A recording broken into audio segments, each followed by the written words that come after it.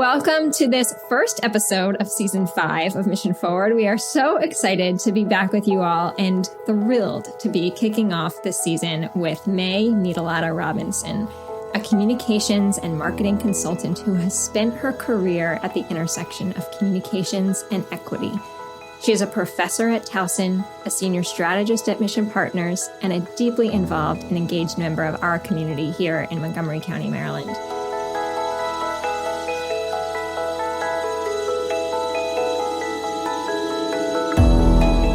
I love May for a lot of reasons, and one of those is how clear she is in her purpose. May's life purpose is to use communication, education, and her multiracial experience to bridge gaps and increase empathy, humanity, and love in the world. That is really at the heart of why we wanted to kickstart this season with us today on this Valentine's Day week. If we harken back to a conversation that we had on this podcast a couple seasons back with Edgar Villanueva, we talked about our role as a trusted advisor with our clients and our need often, maybe more often than not these days, to speak truth to power with love. That work extends to how we think about running our own business, rooting and understanding and acknowledging the white supremacist norms in typical agency culture, challenging those norms, thinking about why agencies run with certain norms in place, and if there are in fact different and better ways to operate that contribute to a more inclusive and multiracial society. And that brings us to today's conversation. So May, welcome to the show. Thank you so much, Carrie. I'm so excited to be here. Some of you listening might know that Carrie and I worked closely together on the first 2 seasons, I believe, of Mission Forward. So it's amazing to see it now in its 5th season, and I'm excited to be a guest today. Communications has always been a natural fit for me, just something that I feel like brings us all together, no matter our backgrounds. It's just a powerful tool, as you've kind of delved into in recent seasons of Mission Forward. It's just very powerful at bringing us together. So I've always had that at the core of who I am. But yeah, coming into, I think, my 20s, I really started grappling with my multiracial identity, and something that I've written about recently, talking about balancing both the pain and privilege of both holding a white identity as well as a brown identity in one person, and what that means, and how maybe I can use that to understand the experiences of both sides, as well as use communications to bridge some of those gaps. And then naturally, education fits into that piece, just because I feel like that's also one of the powerful ways that we bridge gaps and bring people together. So yes, in everything that I do today, whether it is as a senior strategist at Mission Partners or as a professor at Towson, I try to really merge those 3 areas in everything I do. So communications, equity, and education. You know better than most on this season's show, we are digging into the power of communications. And when we think about that, I'm thinking about the inherent power, and you've just named it, that we hold as communicators, what we do with that power, and then how we disrupt some of those norms along the way, right? That can lead to even greater outcome and impact for the world around us. Just this morning, I was talking with someone around the harms of urgency in agency work, and how that in and of itself is a white supremacist norm, that when we start from a place of urgency, we, number one, can't ever expect to feel good at the end of the process. But number 2, we lose the ability to gather different perspectives and insights and work styles. And this is one thing that I think you have brought so deeply to the way we think at the agency and the way that we operate in just a couple years. You know, we are by no ways doing everything right here and an expert on this. We are learning, but very intentionally learning along the way and challenging when we see things. But you and I have both been in many agencies in our careers. And I'm curious, as we get into this conversation, this issue of urgency that seems to be always rearing its ugly head in agency world, how does that sit with you as you come into today's conversation? Yeah, I think it's something that early on in my career, Yeah, I really didn't think that we had the power as employees or as agency team members to really question the practices of PR.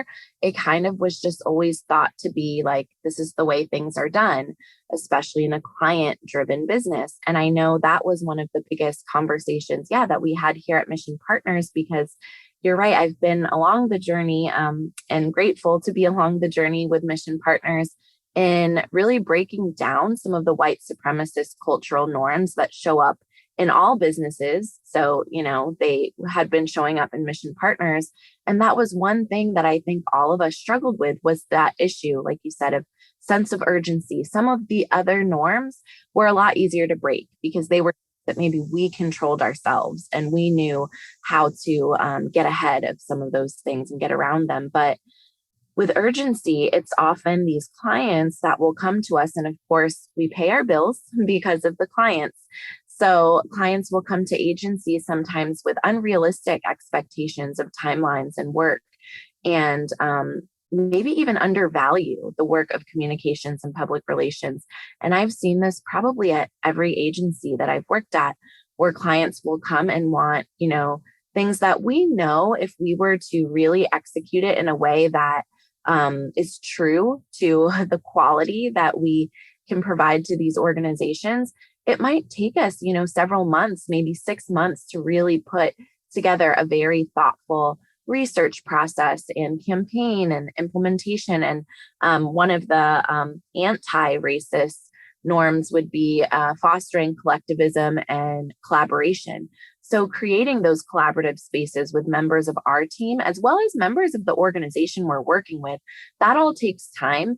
And when we have that sense of urgency and just say yes to every project that, comes our way, even though they say, I need this big strategic plan in 3 weeks, then we lose that opportunity for collaboration and lose that opportunity for thoughtfulness and research and quality. And there are actually a lot of agencies, and I do tell my students this, to be wary of the agencies that are focused on quantity. So I see them as focused on how many billable hours can we bill. Well, we don't really care if we're giving a unique strategy or solution to our clients. We just want to put out as much work as possible, build people for it, and make money, which is not the way that communications or public relations should be. And it's not providing the best outcomes for the organizations either.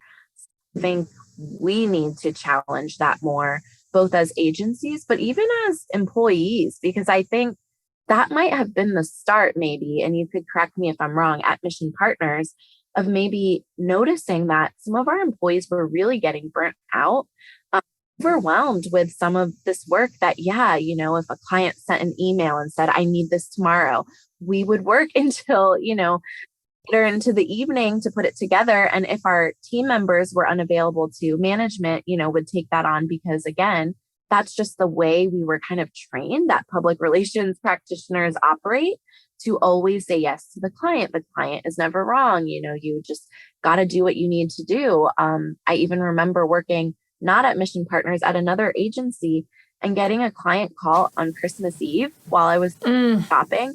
And my boss was like, well, you're going to have to stop shopping and come in because we have a media opportunity and you need to prep the client.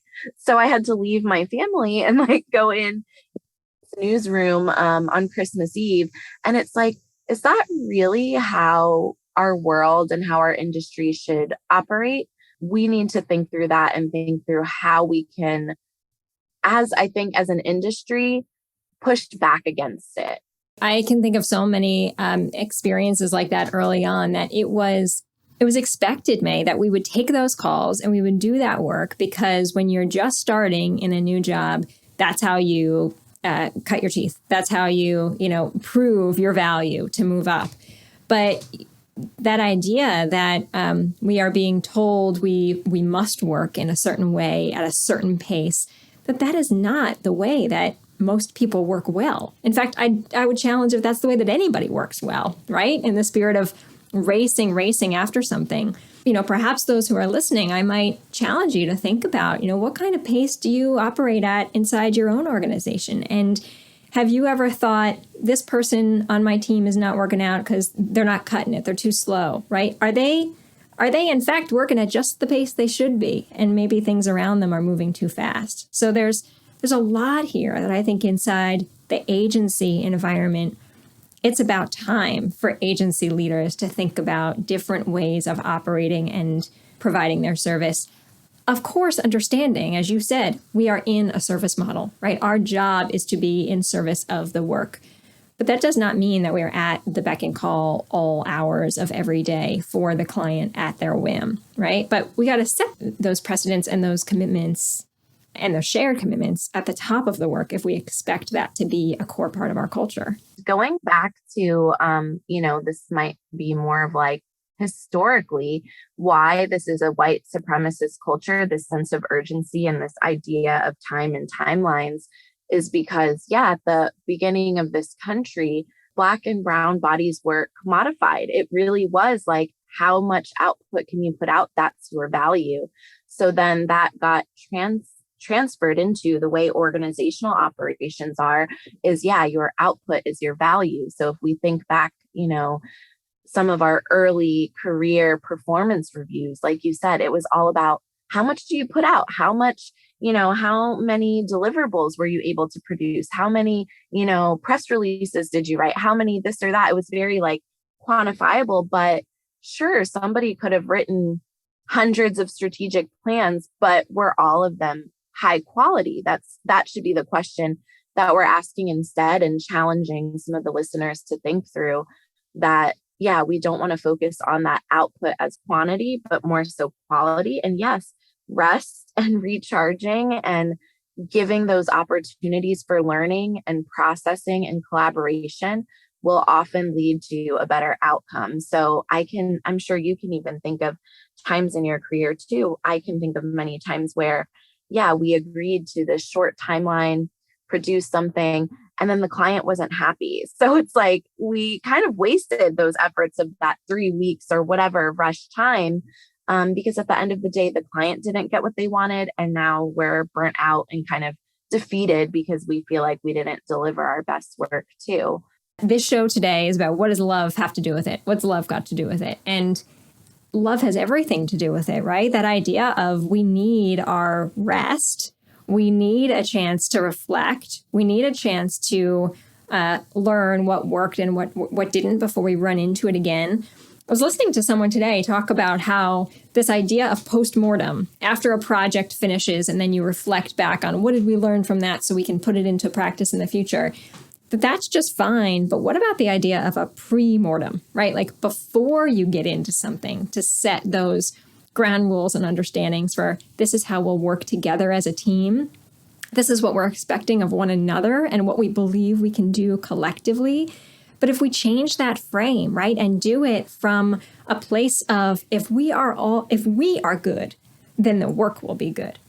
But if we are being asked to operate at a level that is not human, right? It's not good for our mental well-being, and so much of our work depends on our mental well-being, then we can't expect the product to be good. And that's a lesson that I think extends far beyond communications, and really into everyday, professional work and work in general. It impacts so much. So not just maybe that one client project, it's going to impact your relationships with your colleagues, your relationships with your family and friends. It's going to impact other work that you're doing, because like you said, especially in communications and public relations, we often need that space, that quiet space, and to feel whole, to feel, well, mentally, physically, spiritually, everything, so that we can put through, the best creative ideas, the best words on paper, the best, whatever it is we're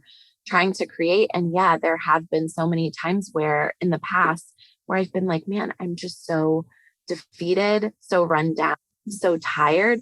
So of course the things that I'm, delivering are not making sense or are not, reaching the goal that we want to reach.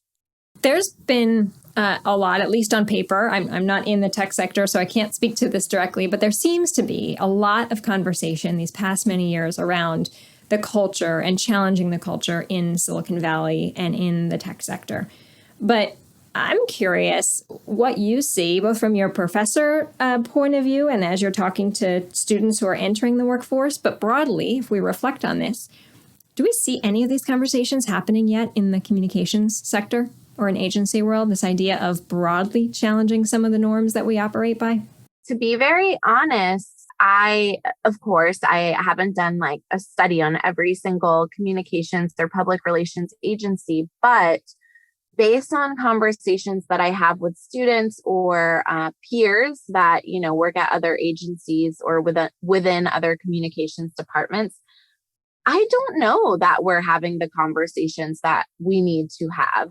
And I don't know if it's just that, again, going back to that idea of people being so bogged down with client work, they feel like they don't have the time or space focused on, like you said, embedding this idea of love within their organizational culture, within how they interact with their clients. I used to look at PR agencies and communications agencies too, from a marketing perspective. And I think we also noticed this too earlier on with Mission Partners, that we create such great work for our clients. And then we look at our own marketing and our own blogs and our own, whatever we're producing, and we kind of put it on the back burner. And I do notice that happening a lot too with employee communications and creating this culture of love. It's like, yeah, that's a great idea. We know it would be great, but we don't have time for that because we need to continue funding and putting out this client work. One of the things that I do want to talk about that I have noticed is this idea of fair pay also, in how we think about students and agencies in general. So a lot of times we think about like the power structures of agencies. And again, how I said, some agencies are concerned with how billable they are. They kind of hoard all that money at the top. They hire these very junior level strategists or account executives to take on this work. Like you said, when you and I were fresh out of college, we were kind of scared to not just like go along with the norms of, okay, I work at all hours of the day. I'm going to have my email on my phone and respond to every client. They hire these people fresh out of college because they don't have the experience or maybe the confidence to say no. And then they're underpaid, overworked, often putting out, most of the work. You touched earlier on how I forget the phrase you use exactly, but it was just kind of like what we did to, I guess, pay our dues. And I actually remember early on in my career asking, and this is a question a lot of my students ask, they say, well, how do I build that confidence? How do I build those skills? And how do I learn how to be a PR practitioner? A lot of these jobs are saying I need 1 to 3 years of experience out of college. Where do I get that experience? And I remember some professors early on and even people in the field telling me, oh, well, you take internships and they're most often unpaid, but that's how you pay your dues. We all do it. We all have done unpaid internships. So you have to do that too. You have to fit it into your schedule somehow to get the experience. And the reality is, especially with today's students, we say that we want diversity, right? In our agencies, in the field of PR, in higher ed. Well, we are getting more of that diversity in higher ed in terms of Black and brown students, non-traditional students, that are parents. But with that also comes the fact that this traditional internship model is very unrealistic for them, because a lot of times my students are saying, that's great. I'm glad you're sending me these internships. Thankfully, now they are required to be paid, but some of them still pay like barely minimum wage. And these students are saying, well, I have a family to support. My parents might have gotten laid off during COVID, so I'm actually helping them out. Or I have a child that I'm supporting. And outside of class time, I work a full-time job. I don't have the capacity to take on an internship. And one specific student comes to mind who came to me and she said, I have to make a choice, Professor Robinson. And she's a stellar student. She's a great writer. She's going to be an amazing PR practitioner when she graduates. And she says, I either apply for this internship that's paying like $10 an hour, or I continue my job at this pharmacy that is unrelated to what I want to do, unrelated to my long-term goals, but it provides me health insurance and I'm getting paid a livable wage. So those are the choices our students have to make. So I think that's another question that I want to challenge our agency listeners, as well as just any organization that's leading a team.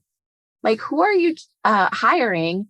How are you treating or compensating your junior members? How are you fostering an environment of learning and development, but also making sure they have the resources to be well? Yeah, I agree so deeply with you there. If anyone listening, whether you're in an agency or working inside a nonprofit or working in government or in any sector, if you have employees, volunteers who are not getting paid, please address that.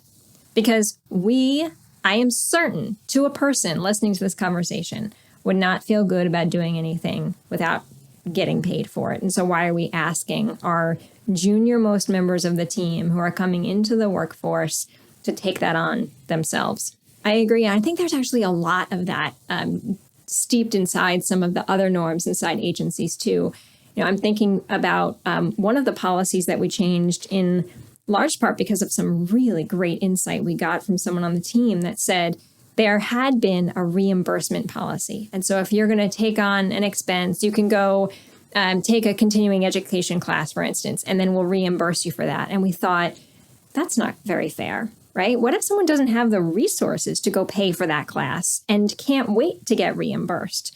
And so we changed our policy that there is never an expectation or an understanding that anyone at any level would need to take on a personal expense. That is why either folks have their own credit cards, their own company credit cards, or they can ask to access one of the leadership team members. But that the idea that we are asking anyone on the team to front resources for something when those resources might not be there. Yeah, absolutely. And thinking too in terms of like I guess it's kind of like not a joke, but just the image of the intern who like runs out and gets coffee for everyone. Yeah.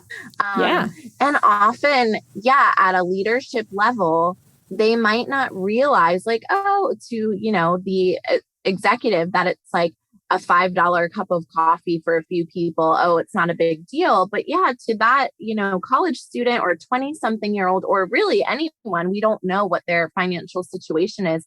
That could be a lot, and so I did really appreciate and notice that Mission Partners made that change. And it was kind of interesting because we're currently doing a service project with blankets, and we're donating them to a local nonprofit. And, we have team members all over the country. So not all of them can drop them off locally. And then, you could mail it back. So I think Jess from our team, she's really leading that charge. And so she reached out to me and she said, hey, I'm just like coordinating how folks are mailing these blankets back. Do you have access to a printer? If not, let me send you a label for this. And I remember making a comment like, oh, it's no big deal, Jess. It's like 30 cents for me to like print out a label somewhere, or even to pay the postage, because I do live in Montgomery County, close to the place that we are shipping it to. So I'm like, oh, in my mind, I'm like, it doesn't weigh very much. Maybe it'll be like $10 or less. But again, I am thinking through it in terms of my lens. And I think that's another thing we need to think about as we're challenging agencies and each other is even when we look at just the field of PR and communications and how we learn about who are the godfathers of the industry. And no, we always think godfathers. We think about like Edward Bernays, Ivy Lee, Arthur Page, even Harold Burson and Daniel Edelman, and many people like that we learn about. And they're all white men. And so you have to think that even as I'm telling you this story through my lens, everything that they developed in terms of how we work in PR, it was through their lens as white men. And then we continue to carry that on. And not very many people have challenged it. Like you said, so many have reimbursement policies and probably don't think twice about it because it does seem fair that, oh, we're paying them back. But, to your point, sometimes you have to wait, especially in terms of, I've worked on like government contracts.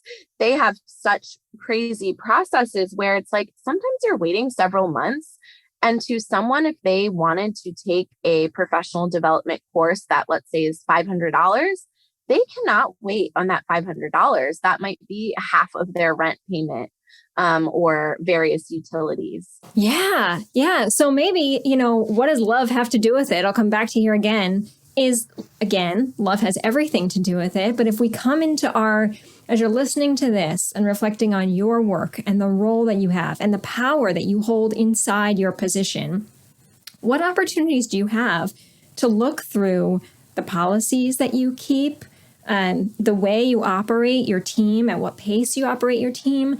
What might it look like if you took a fresh look through the lens of love? And what I mean by that, and what we both mean by that, is deep care for your employees. And imagine just for a minute that if your primary responsibility was not to make your senior most leaders proud, but to make your junior most leaders proud, right? To create the space that allows for everyone to thrive.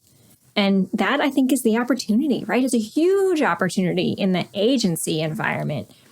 But again, as we said at the top, this is really a message that works across a lot of different sectors. So we are coming to the end, May. I wish we were not. But I'm going to ask you one final question as we wrap up. And given that you spend so much of your time in a classroom with aspiring professional communicators, I'm curious if there's anything that's sticking with you, anything that you are feeling called to learn more about or do more about, or that might just be an interesting thought to leave us with today. Yeah, absolutely. So I kind of want to go back to that idea of where do they get these practical experiences? Because again, we know, I think many of us can say that public relations and communications education, sometimes depending on the institution you graduate from, is really lacking in those practical experiences. We'll teach them a lot of the great foundations, but students need to get those experiences from somewhere.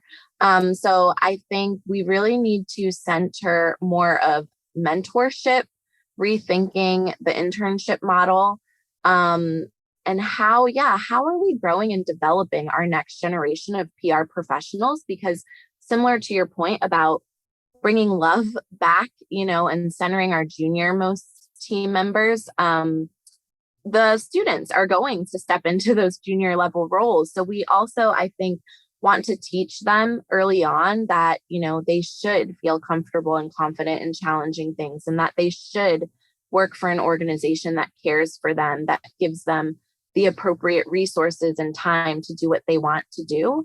And just a quick story that I want to share in that is that one of my students, again, this is a different student, also a really amazing writer and will be a great PR practitioner. She came to me once and she said, "I'm so excited that you're my professor."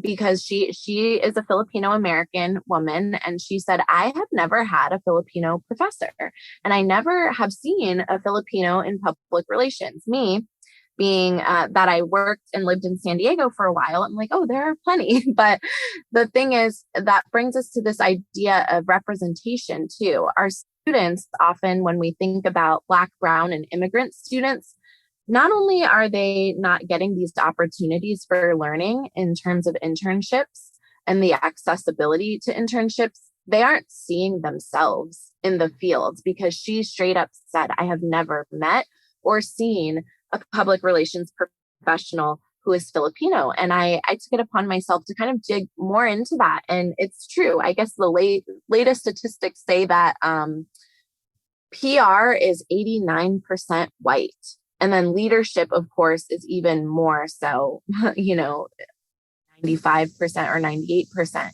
So that is something I want to leave everyone with in thinking in terms of how are we increasing representation within our agencies and organizations, not only at every level, but including leadership, so that these new professionals will see themselves in these roles and want to apply for these roles and see that they have mentors they can reach out to. And then how are we removing barriers and making either internships or rethinking the internship model maybe as more of an apprenticeship or something of that nature, so that we can, get more Black, Brown, and immigrant students prepared and feeling confident and ready to succeed in the fields. Well, in the spirit of an amazing PR practitioner, that is what's called a teaser, because there is more to come on what May and I are putting our heads together and advancing inside Mission Partners. And May, if you are up for it, I would love to have you back towards the end of the season. And perhaps we could give folks a more detailed overview of what we've got in the works that can address some of those issues that you just so perfectly outlined. Awesome. Yeah, I would love to come back, and I'm sure we'll have more research and details to share at that point. But thank you so much for having me on and addressing some of these really important issues that I hope are getting folks thinking about what they can do to bring love back into their organizations and teams. I love this conversation. Thanks, May. Mission Forward is produced with the support of Nimra Haroon and the Mission Partners team in association with True Story FM. Engineering by Pete Wright. Music this week is by Josh Leak. If your podcast app allows ratings and reviews, I hope you will consider doing just that for this show. But the best thing you can do to support Mission Forward is simply to share the show with a friend or a colleague. Thanks for your support, and we'll see you next time.